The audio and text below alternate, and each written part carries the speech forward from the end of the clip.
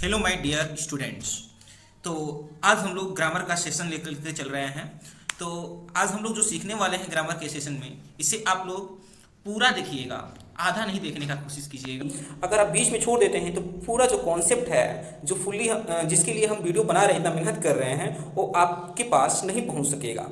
तो अच्छा होगा कि आप वीडियो को शांति से एक अकेले में होकर के, एलोन होकर के, फुल्ली पीस माइंड होकर के, एकदम शांति माइंड रख करके आप वीडियो को देखेंगे और अच्छे से समझने का कोशिश करेंगे। ठीक है। तो आज के सेशन में हम लोग ग्रामर का वो टॉपिक उठाए हैं जो कि बहुत ही क्रिटिकल होता है, बहुत ही डिफिकल्ट होता है। इससे हम लोग बहुत ज़्यादा मार खा जाते हैं। मार खाने का मतलब कि हम लोग चूक जाते हैं उन सारे क्वेश्चंस को सोल्व करते समय जिसमें हम लोगों को कन्फ्यूजन बहुत ज़्यादा होता है। तो जो आप सेंटेंस बनाते हैं उसमें उस सेंटेंस को फॉर्मेशन में पार्ट्स ऑफ स्पीच का यूज होता है। उसमें कभी कभी ऑब्जेक्ट के रूप में, सब्जेक्ट के रूप में नाउन का या प्रोनाउन का यूज़ करते हैं, एडजेक्टिव का यूज़ करते हैं क्वालिफाई करने के लिए, एडवर्ब का यूज़ करते हैं, और सबसे बड़ी बात कि वर्ब का यूज़ करते हैं, और भी बहुत सारे कम्प्लीमेंट होते हैं। वैसे सेंटेंस को तो बहुत सारे भागों में बांटा गया है। सब्जेक्ट, प्रेडिकेट, प्रेडिकेट के बहुत सारे भाग होते हैं, सब्जेक्ट के भी टाइप्स होते हैं। ठीक है। Living subject, non living subject, तो ये तो अलग की बात है, अलग की टॉपिक है, हम लोग अगली वीडियो में इसको देखेंगे। बट आज का जो टॉपिक है बहुत ही इंपॉर्टेंट टॉपिक है। तो चलिए देर ना करते हुए सेशंस को स्टार्ट करते हैं। तो जैसे आप जानते हैं कि सेंटेंस के सब्जेक्ट और ऑब्जेक्ट के रूप में नाउन या प्रोनाउन का यूज़ किया जाता है। जरूरी नहीं कि ये नाउन और प्रोनाउन भी हो, ये और भी POS हो सकते हैं, पार्ट्स ऑफ स्पीच हो सकते हैं, बट वो नाउन के इक्विवेलेंट ओहदा रखते हैं। और इक्विवेलेंट का मतलब बोले तो एक जैसे बराबर समानता रखते हैं। जैसे जिरंड हो गया, इन्फिनिटिव हो गया, ये सब नाउन के रूप में यूज होते हैं। ठीक है। व्हाट जो होता है आपका, ये ऑब्जेक्ट बताने का काम करता है, ये सब्जेक्ट भी बताता है। ऑब्जेक्ट के रूप में ये नॉन लिविंग ऑब्जेक्ट को बताएगा और सब्जेक्ट के रूप में ये नॉन लिविंग सब्जेक्ट को बताएगा। यहाँ पर व्हाट जो है आपका, ये इनडायरेक्ट और डायरेक्ट ऑब्जेक्ट होते हैं। ठीक है। तो ये डायरेक्ट ऑब्जेक्ट को बताने का काम करता है व्हाट। एक एग्जांपल ले लिया जाए अगर, तो देखते हैं एग्जांपल से। जैसे अगर मैं बोल दूं कि ही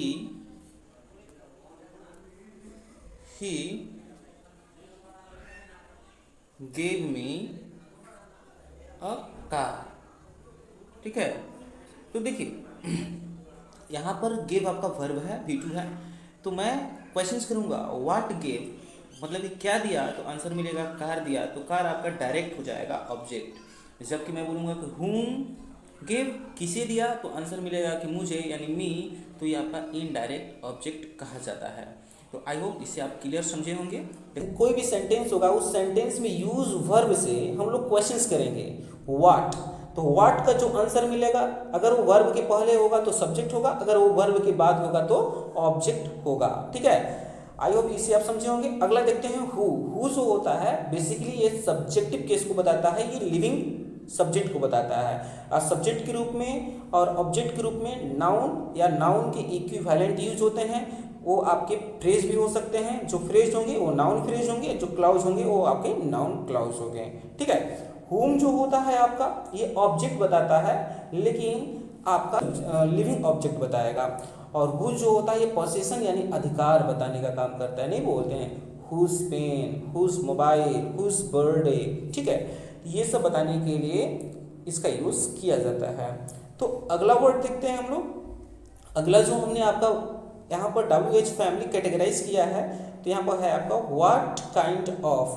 तो यहाँ पर देख रहे हैं आप व्हाट काइंड ऑफ और विच, ये दोनों जो वर्ड है ना, अगर वर्ब से, सेंटेंस में यूज्ड वर्ब से अगर आप क्वेश्चंस करेंगे व्हाट काइंड ऑफ का मतलब किस प्रकार का, तो उसका जो रिप्लाई मिलेगा किसी न किसी क्वालिटी मिलेगा। यानी किसी नाउन का क्वालिटी मिलेगा, किसी प्रोनाउन का क्वालिटी मिलेगा।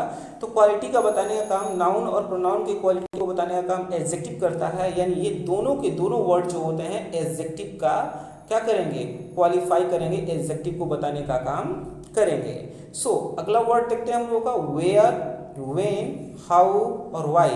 तो मैं आपको बता दूं पहले कि वेयर जो होता है ये प्लेस को बताता है, और व्हेन जो होता है ये आपको टाइम को बताता है, हाउ जो होता है ये आपको मैनर यानी तरीका को बताता है, यानी किसी भी काम को करने का तरीका क्या होता है उसको बताने का काम करता है। और व्हाई जो होता है ना, रीजन को बताता है। हम नहीं बोलते हैं कि क्यों किया, यानी क्यों का जो आपको आंसर दे वो आपका क्या हो जाता है, वो आपका एडवर्ब हो जाता है। अब देखिए, अब ये प्लेस बता रहा है तो इसलिए आपका क्या हो जाएगा, एडवर्ब ऑफ प्लेस हो जाएगा।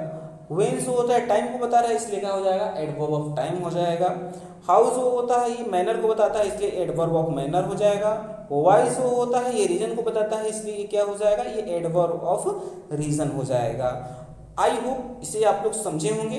अब देखिए यही WH वर्ड जो है कभी कभी रिलेटिव प्रोनाउन का भी यूज कर देते हैं। रिलेटिव प्रोनाउन यानी रिलेट करने का काम करते हैं, ठीक है। हु, हुज और हुम और विच।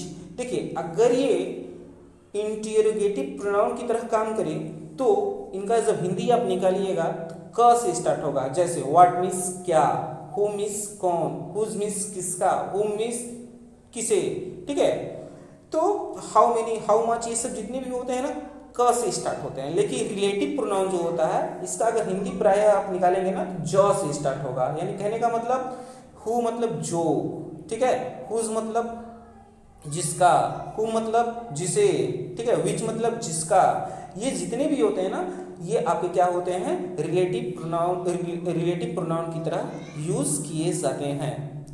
अब उसको हम लोग डिटेल से इम्प्लीमेंट करते हैं यानी उसको यूज करते हैं। तो चलिए वन बाय वन करके सभी को देखेंगे। तो वाई जो होता है आपका रीजन को बताता है, जैसा कि आपने पहले भी जाना, और जो रीजन को बताएगा ये आपका क्या हो जाएगा, एडवर्ब ऑफ रीजन हो जाएगा, ठीक है। तो जैसे बोलते हैं why did not you tell me you could not come today, यानी तुम मुझे क्यों नहीं बोले कि तुम आज नहीं आ सकते थे।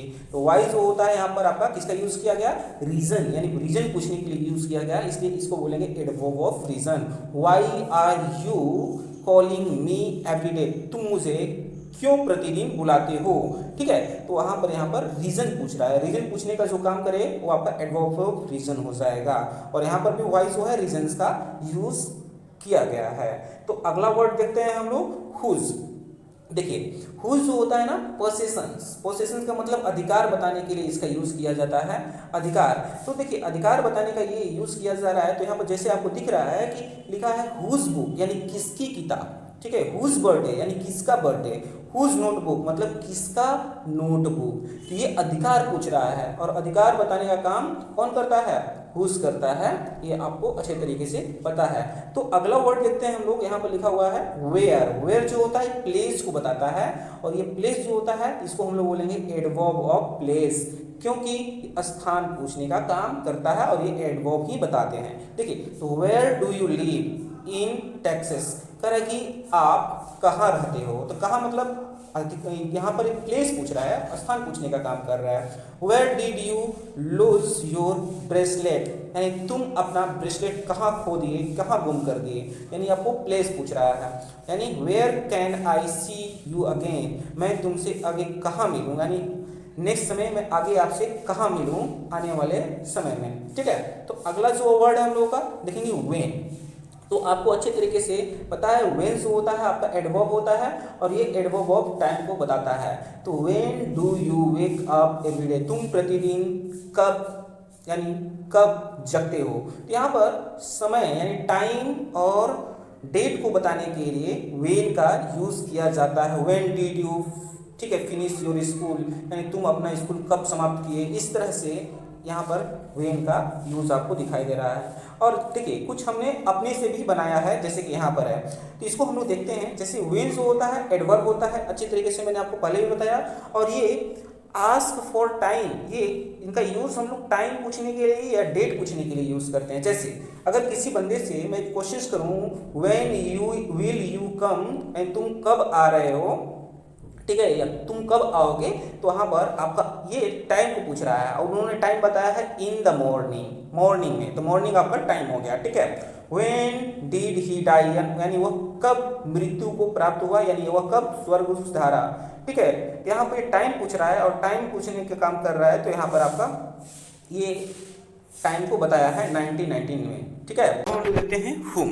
तो जैसे कि हमने आपको बताया कि हुम जो है आपका ऑब्जेक्ट का काम करता है। ऑब्जेक्ट जब भी होगा तो किसी न किसी वर्ब का होगा, ठीक है। ऑब्जेक्ट हमेशा वर्ब का होता है और यहाँ पर बोला जा रहा है कि हुम डिड यू सी स्टरडे, तुमने कल किसे देखा। किसे मतलब देखने का काम मैं कर रहा हूँ, इसलिए सब्जेक्ट मैं हो जाऊंगा, लेकिन किसे जो होगा आपका ये मेरा ऑब्जेक्ट का काम कर देगा। ठीक है, whom will he blame for the accident, यानी तुम किसे दोषी मानोगे एक्सीडेंट के लिए, तो यहाँ पर whom जो है आपका ऑब्जेक्ट का काम कर रहा है, इसलिए आपका ये ऑब्जेक्टिव केस हो जाएगा। आगे हम लोग देखते हैं। देखिए जैसे कि हमने यहाँ पर आपको बताया है कि whom जो है एक प्रोनाउन की तरह काम करता है। अब प्रोनाउन हमेशा अकेले आते हैं, ये किसी के साथ नहीं आते, क्योंकि ये खुद किसी के नाम की बदले में आते हैं, नाउन की बदले में आते हैं। और ये क्या होता है, क्वेश्चंस पूछने के लिए होता है, लेकिन ऑब्जेक्ट के रूप में क्वेश्चंस को पूछने के लिए आता है। जैसे मैं बोल दूंगा whom did you ask, यानी तुमने किसे पूछा, तो लिखा गया है आंसर के रूप में आई आस्क जॉनी, मैंने जॉनी को पूछा। ठीक है, from whom did you receive the mail, किससे प्राप्त हुई है, यहाँ पर जो है आपका ये आपका ऑब्जेक्टिव केस के रूप में हो रहा है। वैसे भी आपको पता है ना कि प्रेपोजिशंस के बाद हमेशा ऑब्जेक्टिव केस का यूज होता है, यहाँ पर ऑब्जेक्टिव केस यूज किया गया है। सो आगे हम लोग देखते हैं अगला जो वर्ड है हम लोग का विच, और विच जो है आपको चॉइस बताता है।